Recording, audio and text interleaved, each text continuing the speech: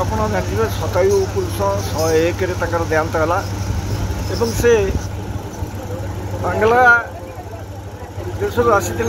से स्थायी बासिंदा रूपे धानमंडल शैक्षिक और सामग्रिक विकास भूमिका माने अतुलनीय एवं वामपंथी चिंताधार से जड़े आदर्श पुरुष थे सुपुरुष धानमंडल हाईस्कल तो निश्चित भाव में अंचल एक दारुण दुसंबाद 101 वर्ष मरवा एक स्वाभाविक प्रक्रिया तथापि जो अवदान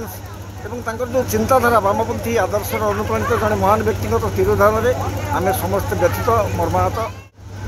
विरल व्यक्तित्व प्रचंड प्रतिभार अधिकारी थिले आमे से भली व्यक्ति संस्पर्श रे आसी निजको धन्य मन करूँ जे आजिर पीढ़ी तांको जानी न पारे किंतु मु पिला बेलू तांको सहित मिसिबार जो सुजोग पाइछि निजको धन्य मन करुछि तांको पाखरु जो शिक्षा मिली से शिक्षाटा होछि अन्यमानक दिगरे जे आमे किछि काम करछु। यही होछि टुलु बाबू संपर्क रे कौन बा भल समाजसेवी लोक थिले। टुलु बाबू जने भल समाजसेवी लोक थिले जहाँ आमे शुणुलु मुझे विशेष जानी नहीं जी आलोचना होता उत्तम लोक थे समाज चिंतार बहुत अवदान थिला एवं भगवान पाखे प्रार्थना करूँ आत्मार सद्गति कामना महापुरुष निश्चित भाव बर्तमान जितेबले